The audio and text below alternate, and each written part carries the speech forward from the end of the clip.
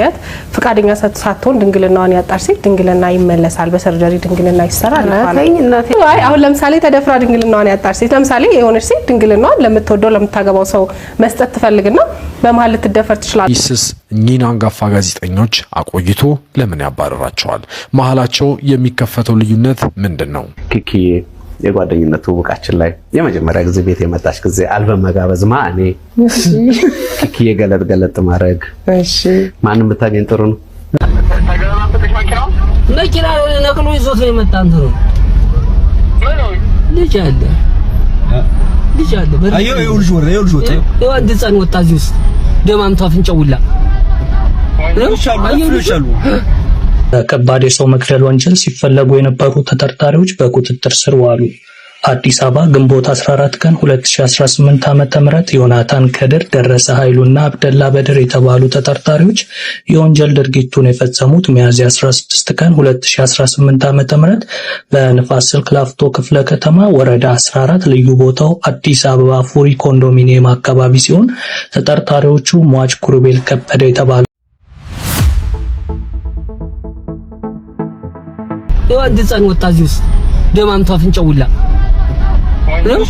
ይሻሉ አንድ ጩጬ ወጣ የድንግል ማርያም ያለሽ ልጆች ቤት ያገኙ ተረፈ አንደኛው ተርፏል። ወይኔ ይሄን አይፈታላችሁም። አሁን ይሄን እኮ መፍታት እኮ ነው ተነብሎ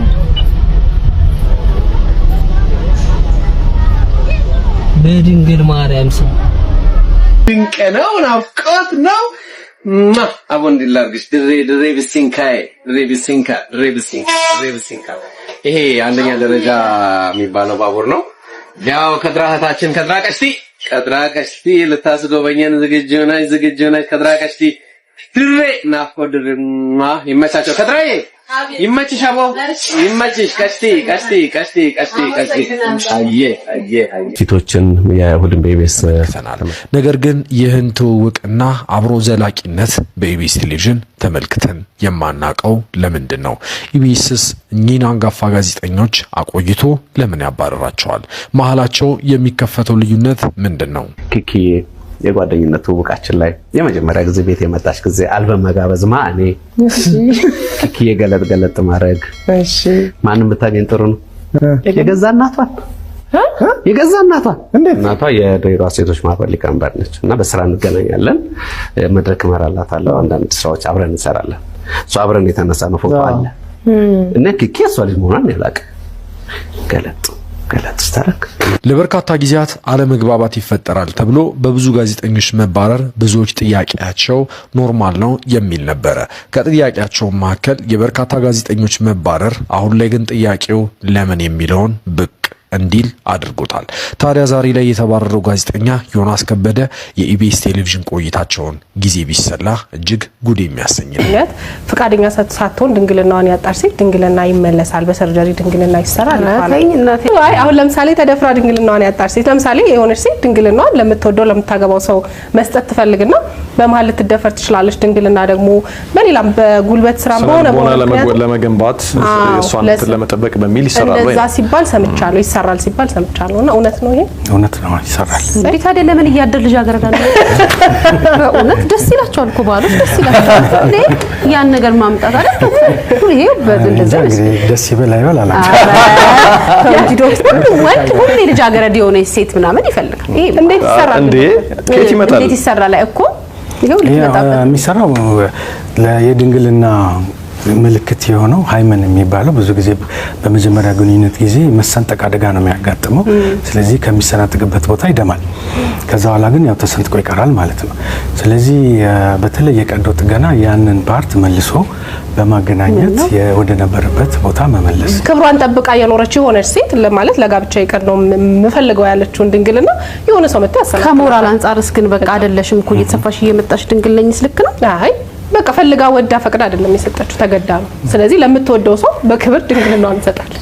ወደኔ ጥያቄ ይመጣል። በከባድ የሰው መግደል ወንጀል ሲፈለጉ የነበሩ ተጠርጣሪዎች በቁጥጥር ስር ዋሉ።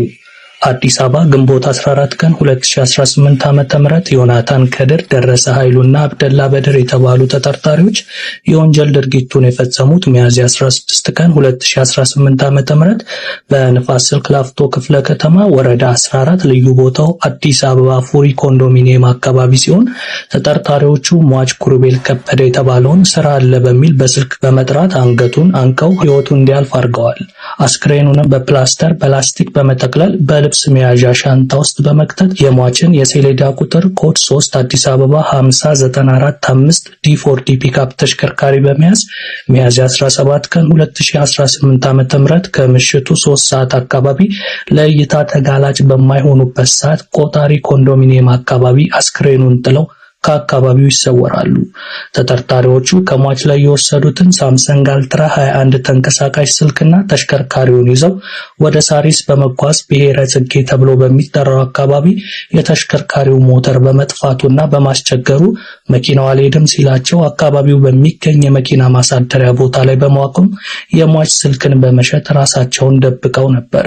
የአዲስ አበባ ፖሊስ ዋና ጠቅላይ መምሪያ የወንጀል ምርመራ ምክትል ዋና ጠቅላይ መምሪያ የምርመራና የክትትል ቡድኑ የወንጀል ድርጊቱ መፈጸሙን መረጃ ከደረሳቸው በኋላ ቀንና ሌሊት ያላሰለሰ ብርቱ ክትትል ሲያደርጉ ቆይተው የምርመራና የክትትል ቡድኑ ከሟች ጋር ተያያዥነት ሊኖራቸው ይችላል ባላቸው መረጃዎች ላይ ሰፊ ጥናትና ክትትል በማድረግ ተጠርጣሪዎቹን ለመለየት እንዲሁም ከአድካሚ ክትትል በኋላ በቁጥጥር ስር የመዋል ተግባሩን በድንቅ ብቃት ፈጽመዋል። በዚህ የግድያ ወንጀል የክትትል ስራ ውስጥ የብሔራዊ መረጃና ደህንነት አገልግሎት፣ የኦሮሚያ ፖሊስ ዋና ጠቅላይ መምሪያ፣ የደቡብ ኢትዮጵያ ፖሊስ ጠቅላይ መምሪያ እንዲሁም ህብረተሰቡ ላደረገው ድጋፍ የአዲስ አበባ ፖሊስ ዋና ጠቅላይ መምሪያ ምስጋናውን አቅርቧል።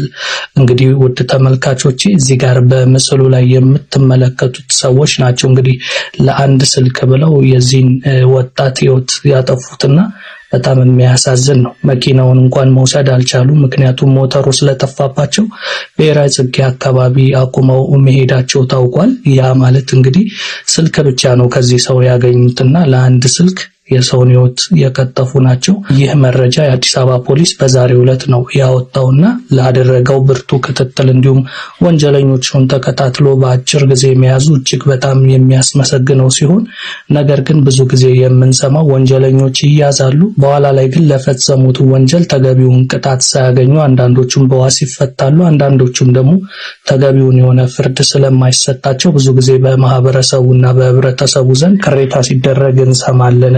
ከዛ አንፃር እነዚህ ወንጀለኞች በቶሎ መያዛቸው ፖሊስን የሚያስመሰግነው ሲሆን ነገር ግን ሊበልጥ ደግሞ ህዝቡን ለማስደሰት የማያዳግም የሆነ ላጠፉት ጥፋት በቂ ተመጣጣኝ የሆነ ፍርድ ቢሰጣቸው ባይነኝ። እናንተስ በዚህ ዙሪያ ምን የምትሉት ነገር አለ? እንደኔ ከጠየቃችሁኝ እነዚህ ሶስቱንም በአደባባይ ሰቅሎ በቃ ከዚህ በኋላ ሌባ እነሱን አይቶ አይ እንዲህ ስናረግ ከተያዝን እንዲህ ነው የሚጠብቀን የሚል አይነት ፍርሃት ይፈጥርባቸዋል ብዬ አስባለሁ።